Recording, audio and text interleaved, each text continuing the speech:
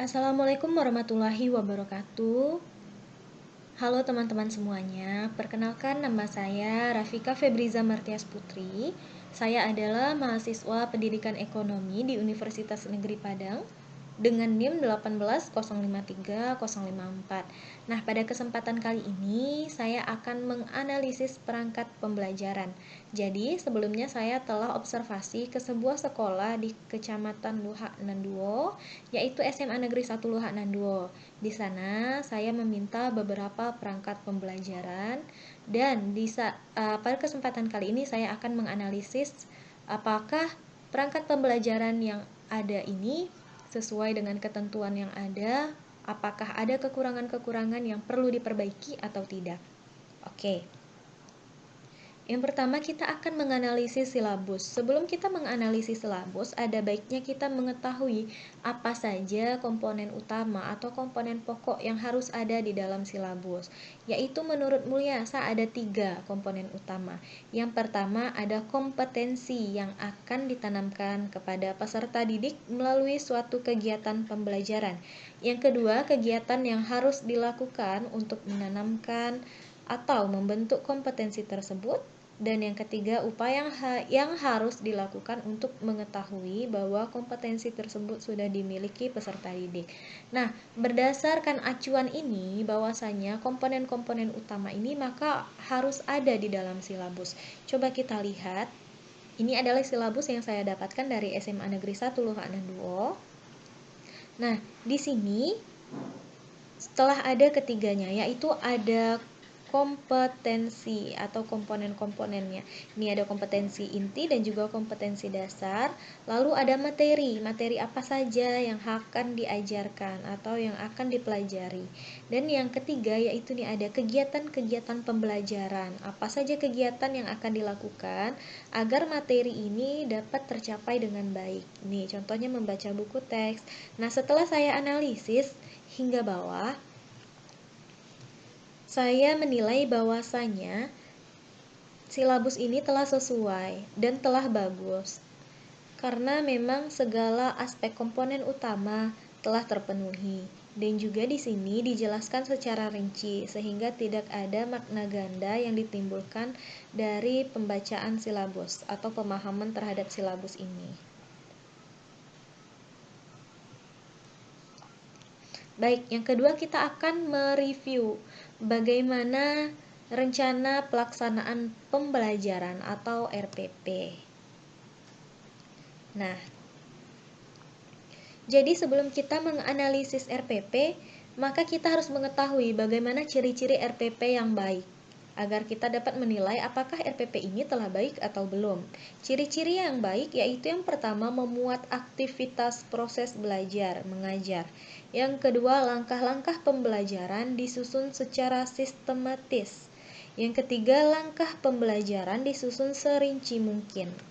Nah, selain itu, kita juga harus mengetahui apa saja komponen-komponen yang harus ada dalam RPP. Di sini ada identitas sekolah, identitas mata pelajaran, kelas, materi pokok, alokasi waktu, tujuan, komponen dasar, indikator pencapaian kompetensi, materi pembelajaran, metode pembelajaran, media, sumber belajar, langkah-langkah pembelajaran, dan juga penilaian hasil pembelajaran.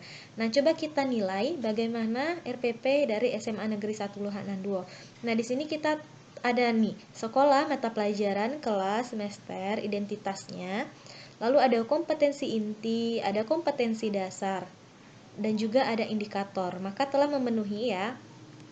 Ada tujuan pembelajaran, ada materi, ada metode, media, sumber belajar, langkah-langkah pembelajaran mulai dari pertemuan 1 hingga pertemuan akhir.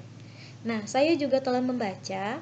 Di sini sepertinya sangat sesuai, tidak ada kerancuan antara kompetensi yang ingin dicapai dengan langkah-langkah pembelajaran dan juga bagaimana media-media, karena semuanya sepertinya memang sudah difikirkan dengan baik.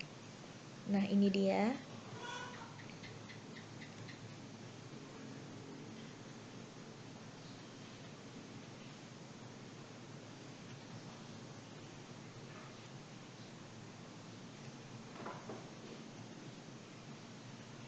Bahkan di sini telah dibahas bagaimana kegiatan, mulai dari kegiatan awal, kegiatan pembukaan, kegiatan inti, dan juga kegiatan penutup pelajarannya bagaimana. Nah, selain itu kita juga dapat menilai bagaimana apakah RPP ini bagus atau tidak dengan melihat bagaimana sistem penilaiannya, apakah di sini juga disertakan atau tidak. Karena masih banyak RPP itu yang hanya memuat cara-cara pembelajaran dan juga materi apa saja yang akan dipelajari. Nah, di sini tadi lengkap, udah ada metode, materi, lalu udah ada langkah-langkah pembelajaran. Nah, di sini juga ada tata cara penilaian hasil belajar. Jadi menurut saya RPP ini sudah sangat-sangat sesuai dan juga sangat lengkap. Ini ada panduan bagaimana untuk cara menilai siswa. Lalu kita akan menganalisis PROMES atau program semester.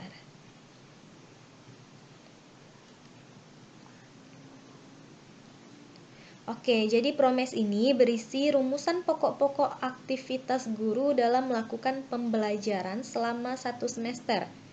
Jadi PROMES akan memudahkan guru dalam mengajarkan materi untuk dikuasai peserta didik dalam 1 semester.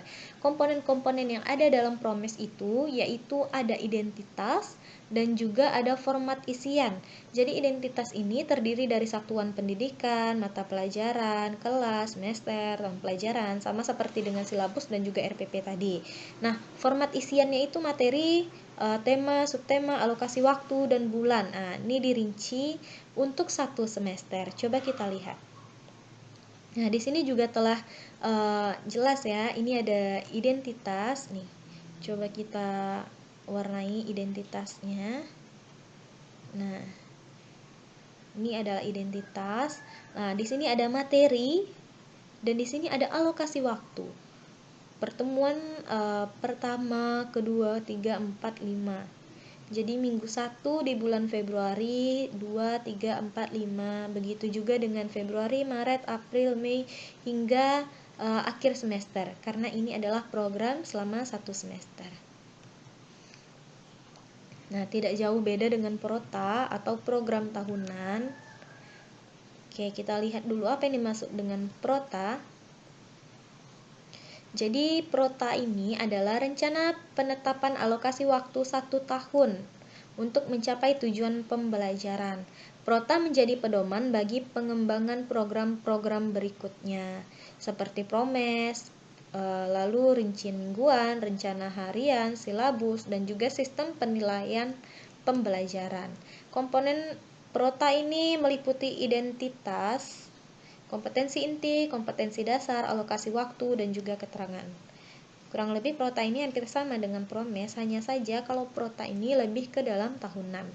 Nah, coba kita lihat, ini ada kompetensi dasar apa saja yang akan diperoleh selama 1 tahun dan juga alokasi waktunya. Apakah ada identitas atau tidak? Nah, di sini juga ada. Sini juga telah ada identitasnya. Jadi ini menurut saya juga sesuai. Lalu bagaimana dengan yang terakhir? Yaitu penentuan kriteria ketuntasan. Apa yang dimaksud dengan penilaian kriteria ketuntasan? Jadi di sini nih kita akan dijadikan pedoman dalam memberikan nilai apakah siswa tersebut tuntas atau dapat menyelesaikan satu mata pelajaran dengan baik atau tidak. Ini dia yang dimaksud dengan kriteria penilaian ketuntasan.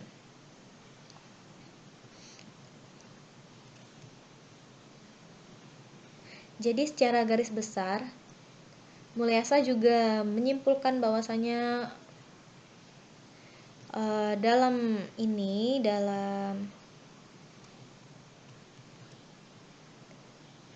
kriteria ketuntasan ini harus ada beberapa komponen, yaitu yang pertama jelas